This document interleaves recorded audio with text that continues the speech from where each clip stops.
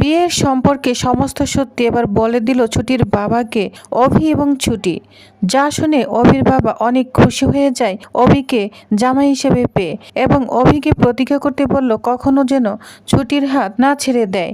যা শুনে পুরো অবাক হয়ে যায় অভি। তো ভিউয়ার্স, তাহলে আপনাদের কি মনে হচ্ছে অভি কি তাহলে প্রতিজ্ঞা করলো ছুটির বাবার সঙ্গে? তো কি হতে চলেছে সম্পূর্ণ জানতে হলে ভিডিওতে একটি লাইক দিয়ে চ্যানেলটি সাবস্ক্রাইব করে পুরো ভিডিওটি দেখতে থাকুন। গল্পের শুরুতেই আমরা দেখতে পাবো অভি ছুটিকে নিয়ে ছুটির বাবার সঙ্গে দেখা করতে এসেছে, কারণ তাদের ডেটও পড়ে গিয়েছে সামনে। এজন্য তাদের বিয়ের সম্পর্কে এবার সমস্ত সত্যি বলে দিবে অভি এবং ছুটি। কিন্তু ছুটি জানে না যে তাকে এখনই তার বাবার সঙ্গে দেখা করতে নিয়ে আসবে অভি। ছুটি তখন অপ্রস্তুত হয়ে যায়, বলছে কি ব্যাপার উকিল স্যার, আপনি আমাকে বাবার সঙ্গে দেখা করতে এনেছেন? আগে বললে তো আমি প্রস্তুতি হয়ে আসতাম, এখন আমি শাখা পলা সিঁদুর এগুলো নিয়ে বাবার সঙ্গে কিভাবে দেখা করব। তখন অভি ছুটিকে আশ্বস্ত করে, কোনো চিন্তা করবে না, আমি আছি তো, আমি ভেবেচিন্তেই সব ডিসিশন নিয়েছি। ছুটি ভয় পেলে অভিকে হাত ধরে টান দিয়ে নিয়ে যায় তার বাবার সামনে। এদিকে ছুটির বাবা দুজনকে দেখে অনেক খুশি হয়ে যায়, কিন্তু ছুটির হাতে শাখা পলা দেখে অনেকটা অবাক হয়ে যায়। বলছে কিরে ছুটি, তোর হাতে শাখা পলা আর শীতেতে সিঁদুর কেন? তুই কি কোনো নাটক করছিস? এগুলো তো সাধারণত ঝুমকি করে, কিন্তু তুই এগুলো কেন করছিস? ছুটি তখন কান্না করতে করতে বলে, না বাবা, এটা অভিনয় নয়, আমার বিয়ে হয়ে গিয়েছে। যা শুনে পরে অবাক হয়ে যায় ছুটির বাবা। বলছে তুই কি বলছিস এগুলো? কাকে বিয়ে করছিস? আমাকে একবার জানানোর প্রয়োজন মনে করিস না? অবশ্যই তাকে ভালোবেসে বিয়ে করেছিস। তখন অভি বলে, আপনি আমার কথাটা একটু শুনুন। ছুটির বাবা তখন তার হাত একদম ঝেড়ে ফেলে দেয়, বলছে শুনুন, আপনি বাবা এবং মেয়ের মধ্যে ঢুকবেন না, বুঝতে পেরেছেন? প্লিজ। ছুটির বাবা তখন বলে, আমাকে হাত ধরবি না, আমার গায়ে একদম হাত দিবি না। কার সঙ্গে তোর বিয়ে হয়েছে? তুই এতবার এখানে আসছিস, আমার সঙ্গে এতবার কথা হচ্ছে, একবারও তো তুই আমাকে জানানোর প্রয়োজন মনে করলি না? ও লাইক হয়ে গিয়েছিস, বড় লাইক হয়ে গিয়েছিস। তখন ছুটি বলে, বাবা আমাকে ক্ষমা করে দাও। তখন ছুটির বাবা বলে, চুপ কর, আগে বল সে ছেলেটা কোথায়? তুই যাকে বিয়ে করেছিস তাকে তো ভালোবাসি বিয়ে করেছিস। তাকে একবার বলেছিস তোর বাবা একজন খুনের আসামি, জেলে আছে, বলেছিস? সে কোথায়? তোর বিপদের দিনে তাকে তো দেখতে পাচ্ছি না তোর পাশে। তখন অভি বলে, শুনুন, সেই ছেলেটা আপনার মেয়ের পাশেই আছে, সব সময় আছে, আর সারা জীবন থাকবে। যা শুনে ছোটির বাবা পুরো অবাক হয়ে যায়। বলছে মানে? অভি তখন বলে, সেই ছেলেটা হচ্ছে আমি ছুটির বেটার হাফ, আর ছুটির বেটার হাফ হচ্ছে আমি, বুঝতে পেরেছেন? ছুটির বাবা তখন বলে, উকিল বাবু, আমি জানি আপনি খুব ভালো মানুষ, আপনার অনেক নামডাক আছে, আপনি আমাদের এই কেসটা নিয়েছেন, কিন্তু দয়া করে আমাদের সঙ্গে আপনি মজা করবেন না। আমরা অসহায় হতে পারি, গরিব হতে পারি, কিন্তু আমাদের একটা আত্মসম্মান বোধ আছে। আমি আমার মেয়েকে সে শিক্ষা দিয়েই বড় করেছি, সেভাবেই তৈরি করেছি। আমি জানি না, বুঝতে পারছি না আমার মেয়ে কি এমন পরিস্থিতির মধ্যে পড়লো যে এরকম একটা সম্পর্কেও রাজি হয়ে গিয়েছে। তখন ছুটি মনে মনে বলে, পরিস্থিতি তো একটাই, তোমায় মুক্তি করার জন্য আমি শর্তের বিনিময়ে রাজি হয়েছি বিয়েতে। এই বিয়ের মেয়াদ 1 বছর। কথাগুলো শুনলে তো তুমি কোনো দিনও আমার দিকে তাকাবে না, ভালোবাসবে না আমাকে, হয়তো নিজেকে অপরাধী বলে স্বীকার করে নিবে। তখন অভি বলে, শুনুন, আপনাকে কয়েকটা কথা বলি। আপনার শিক্ষার ছুটির আত্মসম্মানবোধ আমাকে ছুটির প্রতি আকৃষ্ট করেছে। জানেন তো, এই পৃথিবীতে যাদের কাছে সব কিছু আছে তাদের পক্ষে আত্মসম্মানে বেঁচে থাকা অনেক বেশি সহজ, আর যাদের কিচ্ছু নেই তাদের পক্ষে আত্মসম্মানে বেঁচে থাকা অনেক কঠিন। আমি স্পষ্টভাবে কথা বলি, ঘুরিয়ে পেঁচে কথা বলতে আমি পারি না। আমি স্বীকার করছি, প্রথমে ছুটিকে মেনে নিতে চাইনি, আপত্তি করেছিল, কিন্তু তার জন্য একটা দিনের জন্য ছুটি কিন্তু নিজের আত্মসম্মানবোধ খুইয়ে দেয়নি, খুইয়ে কাজ করিনি, এক মুহূর্তের জন্য মাথা নত করিনি। ছুটির প্রত্যেকটা কথার মধ্য দিয়ে আমি বুঝতে পেরেছি আপনার প্রতি শ্রদ্ধা আর ভালোবাসা, আপনাদের আশ্রয়বাড়ির প্রতি ওর যে মায়া রয়েছে সেটা অনেকটাই তীব্র। আর আজকের দিনে দাঁড়িয়ে এটা আমার কাছে স্পষ্ট, সবটাই আপনার শিক্ষা। আপনি ছুটিকে যেভাবে মানুষের মতো মানুষকে তুলেছেন তার জন্য আমি আপনাকে রেসপেক্ট করি। তখন ছুটির বাবা বলে, আচ্ছা ছুটি, তোর কি অনুভূতি বিয়ের ব্যাপারে? যা শুনে অভি মনে মনে বলে, আমি বুঝতে পারছি একটা মিথ্যা থেকে বেরোতে আরেকটা মিথ্যা কথা বলা আপনার পক্ষে অসম্ভব। তখন অভি ছুটি হয়ে কথা বলে। অভি তখন বলে, ছুটির অনুভূতি একই রকম। ছুটি, আমি স্বেচ্ছায় বিয়েটা করেছি। কি ছুটি, তাই তো? তখন ছুটি মাথা নাড়িয়ে বলে, হ্যাঁ। এরপর ছুটির বাবা বলে, অভিমন্যু, আপনার হাতটা দিন। এরপর ছুটির হাতটাও চাই। অভি তখন বলে, আপনি একজন শিক্ষক, আমাকে বেত মারতেই পারেন। এরপর দুজনের হাত এক করে দেয় ছুটির বাবা, যা দেখে অভি এবং ছুটি অবাক হয়ে যায়, আর বলে, জানো তো, বাবা হিসাবে আমি একজন ব্যর্থ, কপাল ফের আমি জেলে রয়েছি।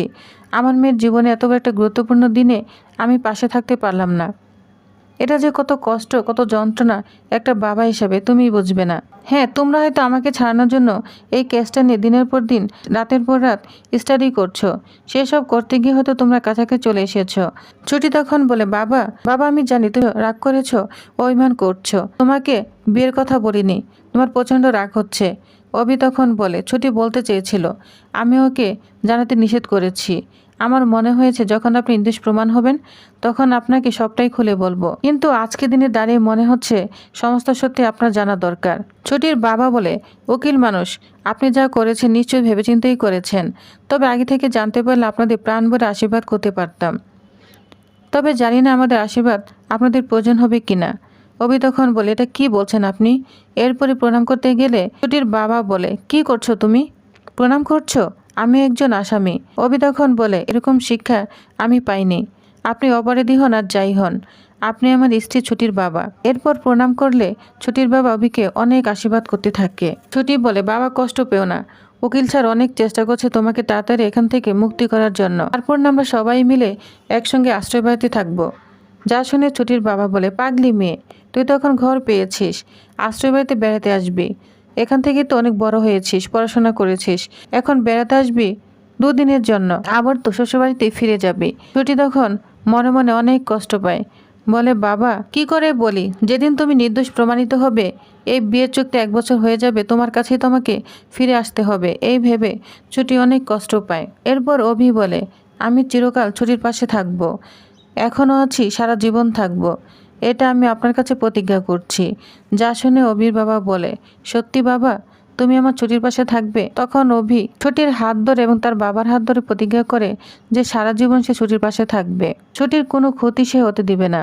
যেটা শুনে ছুটির বাবা অনেক খুশি হয়ে যায়। এরপর ছুটি কান্না করতে করতে বাইরে চলে আসে। কান্না করতে থাকে আর ভাবতে থাকে বাবার কথাগুলো। সে বাবাকে সবগুলো মিথ্যা কথা বলে এসেছে। অভি তাকে বলেছে সে কখনো ছুটির হাত ছাড়বে না। এগুলো কি সত্যি? শুধু একটা সান্ত্বনা দিয়ে এসেছে? উকিল ছাড়, এটা মনে মনে ভাবে কষ্ট পেতে থাকে আর কান্না করতে থাকে। অভিমন্যু তখন বলে, ভারী অদ্ভুত মেয়ে তো, আপনার এত বড় একটা সমস্যা সমাধান করে দিয়ে এসেছি আর আপনি কান্না করছেন? তখন ছুটি বলে, সবই তো সান্ত্বনা, 1 বছর হয়ে গেলে বাবাকে আমি কি বলবো? অভি তখন বলে, শুনুন, 1 বছর পরে আপনার বাবাকে কি বলবেন সেটা না আপনি ভাবছেন? এখন তো আপনি আমার স্ত্রী, 1 বছর পর্যন্ত স্ত্রী হিসাবে স্বামীর কিন্তু অনেক আবদার রয়েছে, আপনার কিন্তু আবদার মেটাতে হবে। আমি কিন্তু গিফট চাই। তখন ছুটি বলে, কি গিফট? এরপর ছুটি একটা ললিপপ ধরিয়ে দেয় অভিকে, বলছে, কি আপনি সিরিয়াস? আমাকে এটা ধরিয়ে দিচ্ছেন?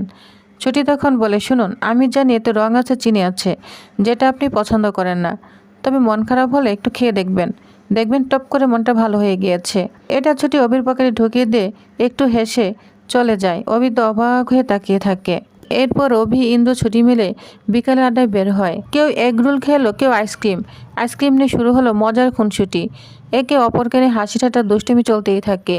অভির সঙ্গে ইন্দ্রর মজার ঝগড়া, আইসক্রিমগুলোর সঙ্গে হাস্যকর কথোপকথন, কে কাকে দেখে হিংসা করছে, এসব নিয়ে পরিবেশ একেবারে প্রাণবন্ত হয়ে ওঠে। এরপর ছুটি এবং অভি একসঙ্গে বসে আইসক্রিম খেতে থাকে। অন্যদিকে ইন্দ্র রোমাকে আইসক্রিম খাচ্ছে, কল্পনার জগতে ভেসে গিয়েছে।